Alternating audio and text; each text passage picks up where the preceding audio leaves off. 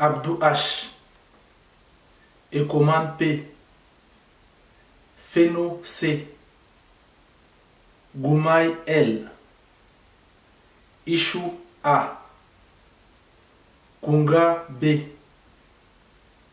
Makakan C, Ousseini G, Solo E, Tala J, Zambo D. Tous Camerounais morts sur nos routes. Comme eux, 1200 autres compatriotes sont ainsi arrachés à la vie chaque année, laissant ainsi derrière eux des veuves, des orphelins, des veufs et de nombreuses familles endeuillées. S'il est vrai que le comportement de certains de nos automobilistes est quelquefois décrié, la principale et première cause de ces accidents reste l'état de nos routes. Mal entretenues, voire pas du tout, vestiges des années post-coloniales pour les plus récentes d'entre elles, elles sont d'une vétusté incomparable.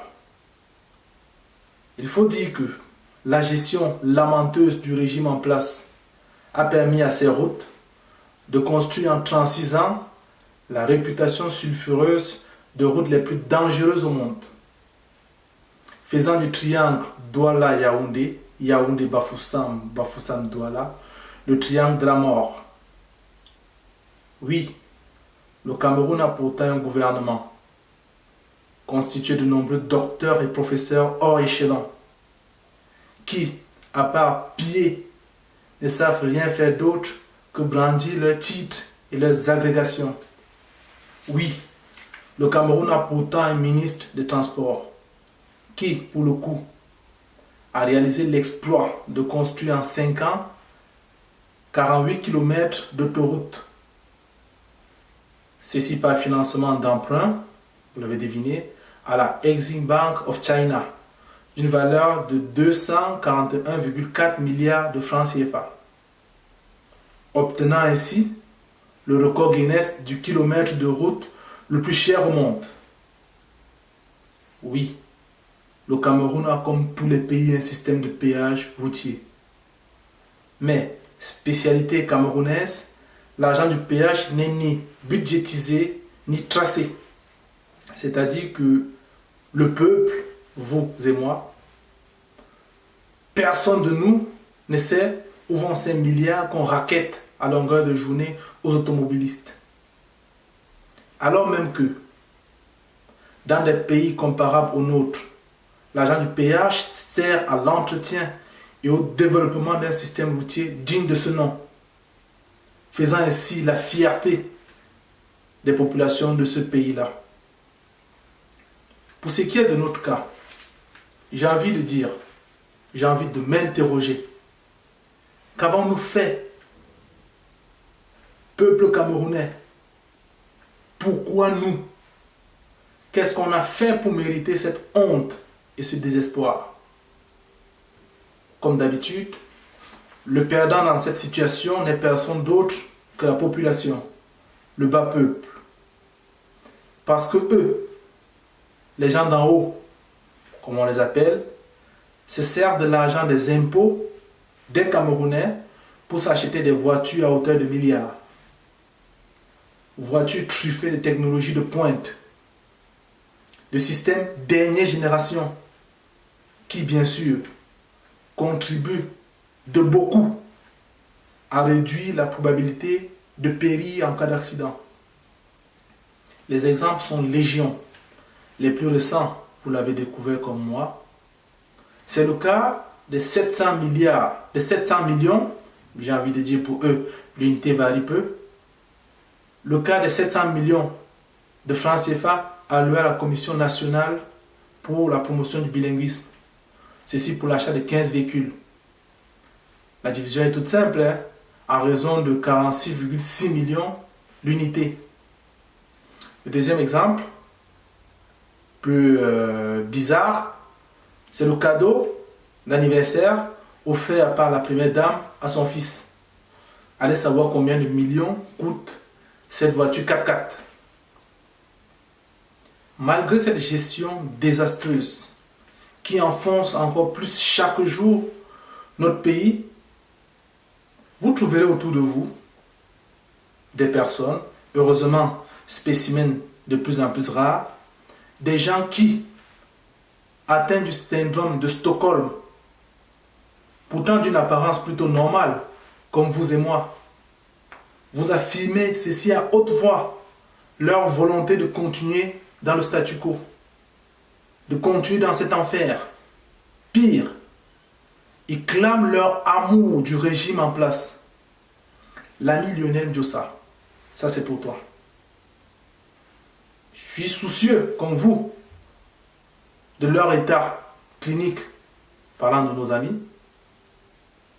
Mais, n'ayant reçu, parlant de mon cas, aucune formation dans le domaine médical, je ne pourrais malheureusement pas analyser leur état psychologique. Je laisse le soin à ceux de mes camarades qui sont médecins ou infirmiers de le faire.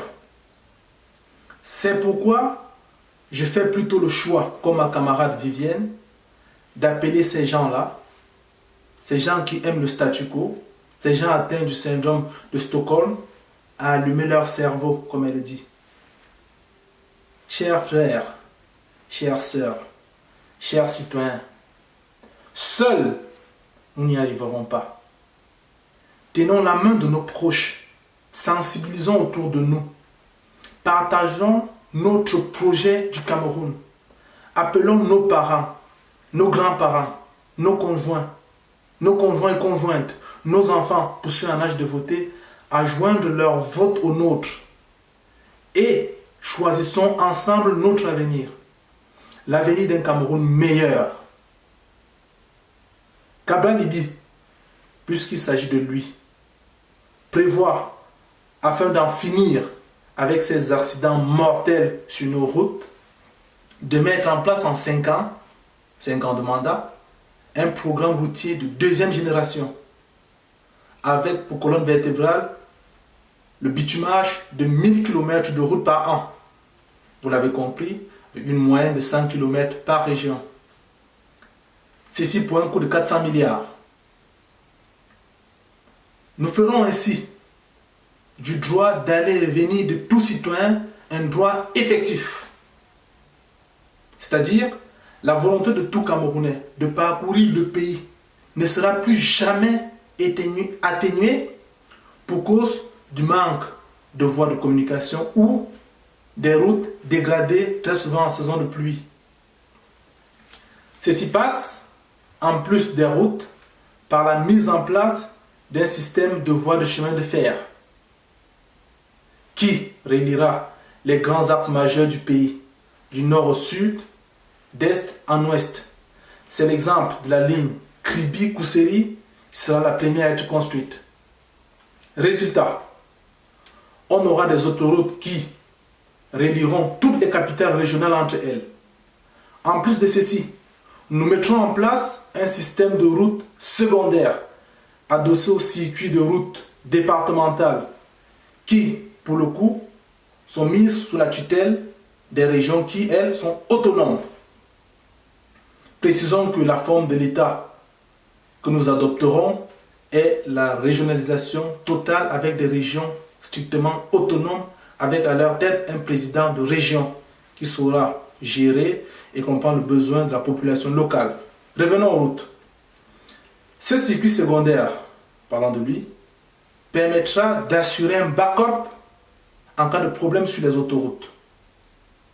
Nous sommes convaincus que ce travail permettra de baisser grandement le nombre de morts sur nos routes, ceci avant la fin des 5 ans de mandat. Il est donc temps que nous achevons de la plus belle des manières le travail que nous avons commencé voici plus d'1 an. C'est-à-dire celui de porter nos idées à la tête de notre pays le 7 octobre par le canal du candidat Cabral Liby. 1. En participant dans un premier temps au fundraising nécessaire au fonds de campagne. 2. En votant massivement le candidat Cabral Liby. Le bulletin de vote est connu aujourd'hui et partagé sur les réseaux sociaux. Présentez-le à vos parents et proches. C'est dans cette logique de levée de fonds que la diaspora européenne a invité notre candidat à venir personnellement récupérer leur part de contribution à cette collecte citoyenne. Je l'ai dit plus d'une fois, je l'ai rappelé le programme de la tournée européenne de notre candidat Cabral. Permettez-moi une fois de plus de le faire. Elle se déroule du 31/8 au 11 septembre 2018. Il passera par la Suisse, notamment fera un meeting à Lausanne le 31/8, un meeting à Genève le 1er septembre.